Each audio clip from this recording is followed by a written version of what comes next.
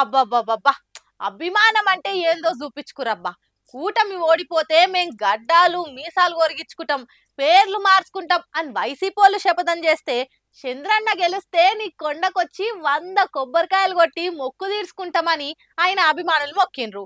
దేవుడు ఎంత దూరం బోలే ఈలెనకనే ఉండి మొక్కిడిపిచ్చుకుండుగా. ఓహో, కొబ్బరికాయలు గట్టిగానే ఉన్నాయిగా. అభిమానం గట్టిగా ఉంది కాబట్టి ఆ మాత్రం అన్న ఉండాలి. ఏపీ ఎలక్షన్లు ఎంత ఊపుతోని సాగినాయో అందరం చూస్తిమి. ఎన్నో పంచాదులు, కొట్లాటలు, అవమానాలు అన్ని దాటుకొని కూటమి పవర్లకు వచ్చింది. ఎట్లకైనా చంద్రాల సార్తోని నారా చంద్రబాబు నాయుడు అనే నేను అనుకుంటా ప్రమాణ స్వీకారం చేపియనీకే పసుపు సైన్యం మస్తు దాన్లాడి ఆఖరికి పంతన్ని ఎగ్గించుకుంది. అట్లా అనుకున్నట్టయితే తిరుమల ఎంకన్న తానికొచ్చి కొబ్బరికాయలు కొడతామని మొక్కిర్రు. ఇక అనుకున్నది అయిపోయి ఇప్పుడు దేవుళ్ళ మొక్కులు తీర్చుకునే యాలైంది. అందుకే అందరికిట్లా తొవ్వబట్టి అభిమానం ఎంతుందో అంత గట్టిగా కొబ్బరికాయలు కొట్టి చూపించుకుర్రు. గంతేనా అన్నలు?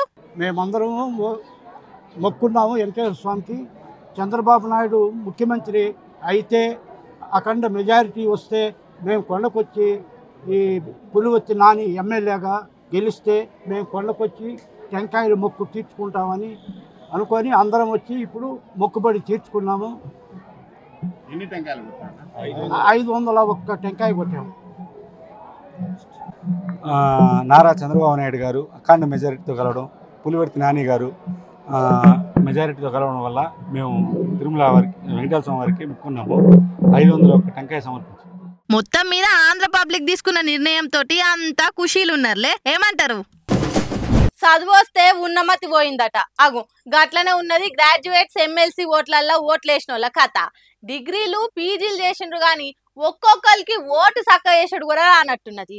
పట్టభద్రుల ఓట్లల్లో చెల్లె ఓట్ల కంటే చెల్లని ఓట్లే ఎక్కువ పోటీ పడుతున్నాయంటే గట్లేడ్చింది ఒక్కొక్కల తెలివి. చదువుకోక ముందు కాకరకాయ, చదువుకున్నాక కీకరకాయ అన్నారంటే ఇదే కావచ్చు కదా. వరంగల్, ఖమ్మం, నల్గొండ పట్టభద్రుల ఎమ్మెల్సీ ఓట్ల లెక్కింపు బయట పడుతున్న ఘోరాలు చూస్తుంటే మీరెట్లా పట్టభద్రులైనరయ్యా అంటారు పక్క.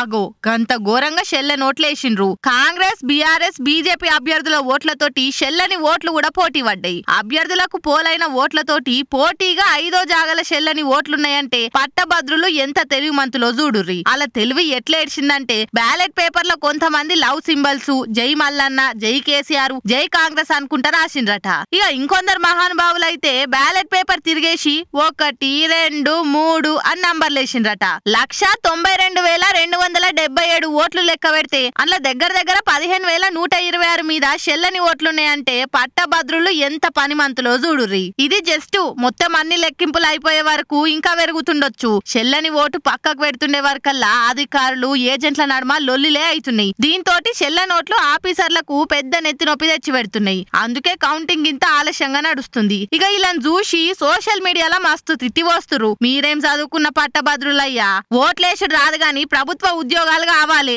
ఏం చదువులు రా నాయనా మీవి అనుకుంటా తిడుతుర్రు. ఓట్లేసుడు రాదు గాని ఎట్లా గ్రాడ్యుయేట్స్ అయ్యిర్రు అని మస్తుగా కామెంట్లు చేస్తుర్రు.